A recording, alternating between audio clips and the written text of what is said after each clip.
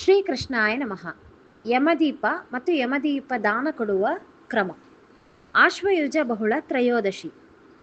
ಆಶ್ವಯುಜ ಬಹುಳ ತ್ರಯೋದಶಿ ದಿನದಂದು ಯಮದೀಪವನ್ನು ಬೆಳಗಿಸಬೇಕು. ಬೆಳಗ್ಗೆ ಹೊಸ್ತಲಿನಲ್ಲಿ ಹತ್ತಿರ ಅಕ್ಕಿಯ ರಾಶಿಯ ಮೇಲೆ ಎಳ್ಳೆಣ್ಣೆ ದೀಪವನ್ನು ಹಚ್ಚಿ ಸಂಜೆ ಮನೆಯ ಹೊರಗೆ ಯಮನಿಗಾಗಿ ದೀಪವನ್ನು ಹಚ್ಚಬೇಕು. ಇದರಿಂದ ಅಪಮೃತ್ಯು ಪರಿಹಾರವಾಗುವುದು. ಮನೆಯ ಹೊರಗೆ ಎರಡು ಬದಿಗಳಲ್ಲಿ ಇಡಬೇಕು. ಒಂದೇ ದೀಪವನ್ನು ಇಡುವ ಸಂಪ್ರದಾಯವಿರುವವರು ದಕ್ಷಿಣಾಭಿಮುಖವಾಗಿ ದೀಪವನ್ನು ಹಚ್ಚಿಡಬೇಕು. ಈ ದಿನ ತಳಿರು ತೋರಣಗಳಿಂದ ಮನೆಯನ್ನು ಅಲಂಕಾರ ಮಾಡಿರಬೇಕು. ದೀಪದಾನದ ಮಂತ್ರ.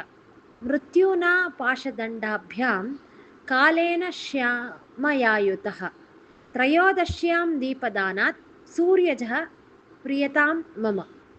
ಇಂದಿನಿಂದ ಪ್ರತಿದಿನ ಕಾರ್ತಿಕ ಮಾಸದ ಅಮಾವಾಸ್ಯೆಯವರೆಗೂ ದೀಪವನ್ನು ಪ್ರಜ್ವಲಿಸಬೇಕು. ಇದು ವಿಶೇಷ ಫಲಕಾರಿ. ಸಾಧ್ಯವಿಲ್ಲದಿದ್ದವರು ಕನಿಷ್ಠ ಕಡೆ 5 ದಿನಗಳಾದರೂ ದೀಪ ಬೆಳಗಿಸಬೇಕು.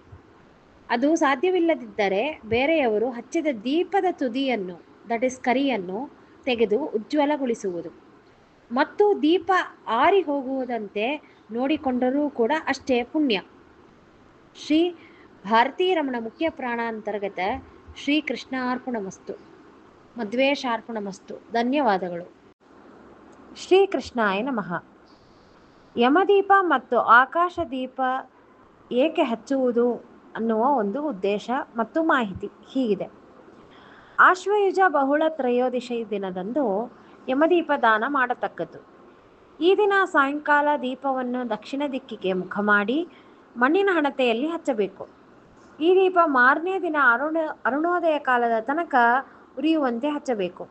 ಮನೆಯ ಎತ್ತರದ ಭಾಗದಲ್ಲಿ ಇದನ್ನು ಹಚ್ಚುವುದರಿಂದ ಇದನ್ನು ಆಕಾಶದೀಪ ಎನ್ನುತ್ತಾರೆ.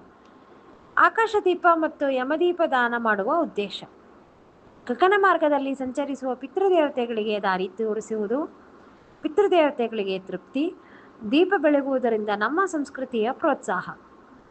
ಯಮಧರ್ಮರಾಜನ ಪ್ರೀತಿಗಾಗಿ ಮಾಡುವುದು ದೀಪದಾನ. ಯಮರಾಜನ ಕಾರ್ಯವು ಪ್ರಾಣಹರಣ ಮಾಡುವುದಾಗಿದೆ. ಕಾಲ ಮೃತ್ಯುವು ಯಾರಿಗೂ ತಪ್ಪಿಲ್ಲ ಮತ್ತು ಅದನ್ನು ತಪ್ಪಿಸಲು ಆಗುವುದಿಲ್ಲ.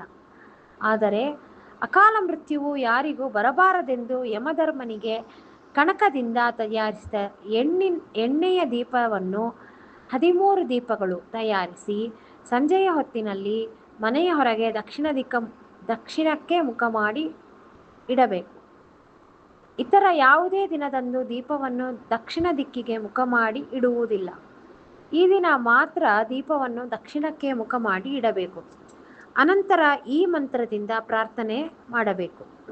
ಮೃತ್ಯೂನಾಂ ಪಾಶದಂಡಾಭ್ಯಾಂ ಕಾಲೇನ ಶ್ಯಾಮಯಾ ಸಹ ತ್ರಯೋದಶ್ಯಾಂ ದೀಪದಾನಾತ್ ಸೂರ್ಯಜಃ ಪ್ರಿಯತಾಂ ಮಮ. ಹಸ್ತದಲ್ಲಿ ಪಾಶದಂಡಗಳನ್ನು ಹಿಡಿದ ಸೂರ್ಯಪುತ್ರ ಯಮಧರ್ಮರಾಯನು ಶ್ಯಾಮಲಾದೇವಿಯೊಂದಿಗೆ ತ್ರಯೋದಶಿಯ ದೀಪದಾನದಿಂದ ಸಂತುಷ್ಟನಾಗಿ ಅನುಗ್ರಹಿಸಲಿ ಎಂದು ಪ್ರಾರ್ಥಿಸೋಣ. ಶ್ರೀ ಭಾರತೀ ರಮಣ ಮುಖ್ಯ ಪ್ರಾಣಾಂತರ್ಗತ ಶ್ರೀಕೃಷ್ಣಾರ್ಪಣಮಸ್ತು. ಧನ್ಯವಾದಗಳು.